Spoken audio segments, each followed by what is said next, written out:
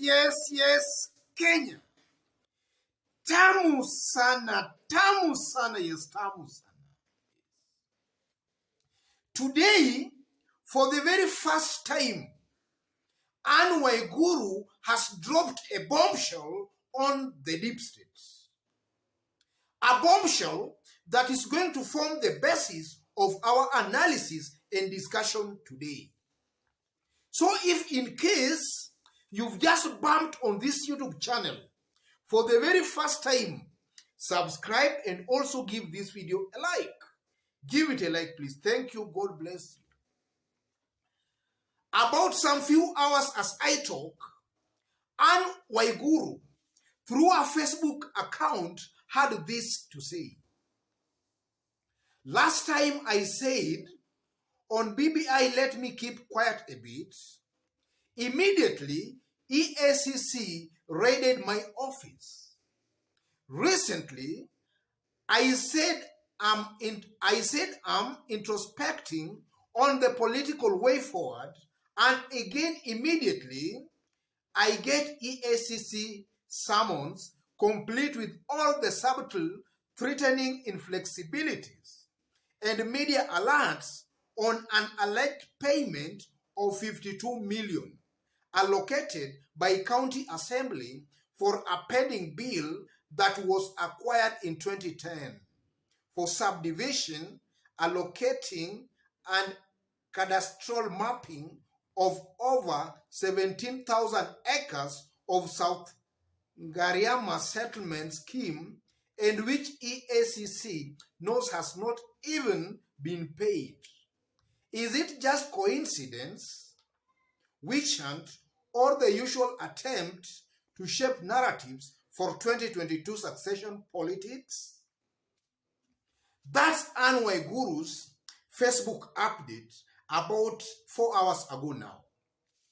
From this Facebook update, ladies and gentlemen, you can see clearly Anne Waiguru is maybe under siege from the deep state. And she's complaining. She's asking whether it's just a coincidence that sometimes back he talked about BBI and then EACC paid her a visit. And then recently she talked about 2022 politics, and then again EACC is on her neck. That's going to form the basis of our analysis and discussion today. What's really happening in the Uhuru government? What's happening behind the scenes?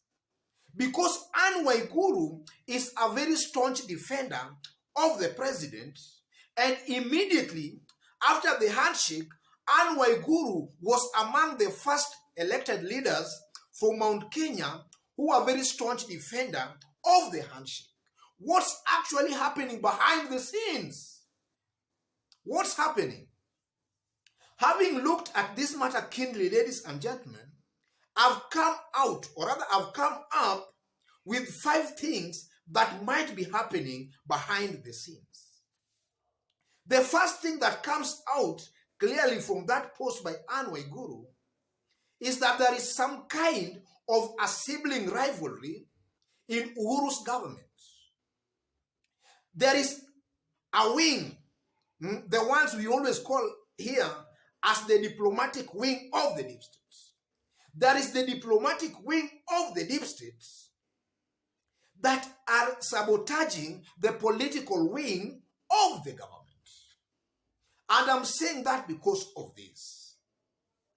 Sometimes back, ladies and gentlemen, as Anne Waiguru was actively defending the handshake and between Uhuru and Raila, an impeachment motion was brought against her. In fact, the impeachment motion was widely rumored and believed that it was sponsored by Karanja Kibichu, with the blessings of some Tangatanga sympathizers. It was widely believed that way at that time. At a time, Anne Waiguru was actively popularizing the handshake between Uhuru and Raila. So you can see clearly here that there is some kind of a sibling rivalry. Karanja Kibichu is also a very strong Uhuru person. And Waiguru is equally a very staunch defender of Uhuru Kenyatta. These two leaders all come from Kirinyaga County. So we can just see some kind of a sibling rivalry. Maybe Karanja Kibichu, if he's the person doing all this, he might be doing it for some political reasons or maybe for his own personal reason. And from some quarters, it's believed that maybe he might be eyeing the Kirinyaga gubernatorial seat maybe next year. So that's also a possibility. We are not ruling it out. So that just shows that there's some kind of sibling rivalry in Uhuru's government.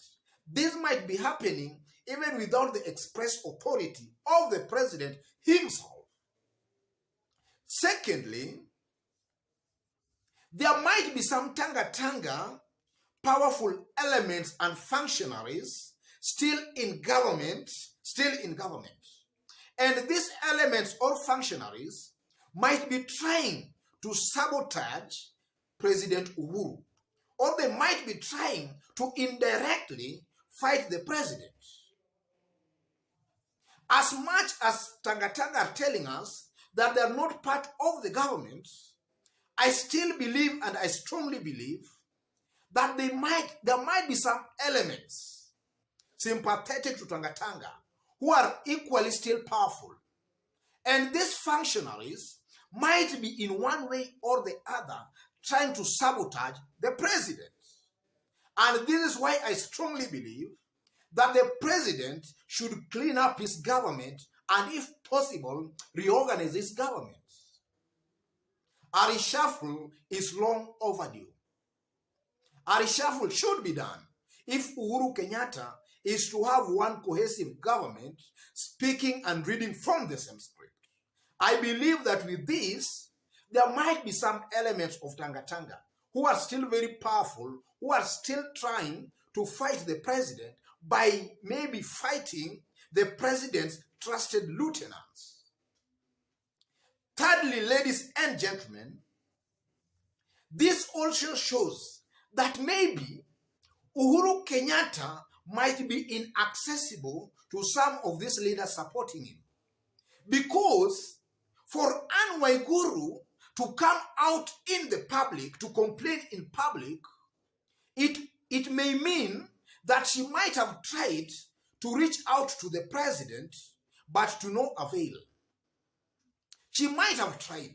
For her now to come out in public to complain, she might have tried, it's just common sense, that she might have tried to reach to the president, but maybe she has not been successful. So that also shows that maybe the president is inaccessible to some of these leaders supporting him. So as we head towards 2022, the president should open the doors to some of these leaders supporting him. So that something like this, these leaders can just raise the complaint with the president, and then they can be sorted out in private, even without coming out in public. This also shows that maybe the president might be inaccessible to some of these leaders. Fourthly, ladies and gentlemen, this might be also an indication that maybe, just maybe, Anne Waiguru and President Uhuru Kenyatta might have fallen out. These two leaders, the president and the governor, they might have privately fallen out. So Anne Waiguru is just trying to air her grievances or her frustration with Uhuru Kenyatta's government. They might have fallen out. That's also a possibility. Not far-fetched, it might be a possibility. And then finally,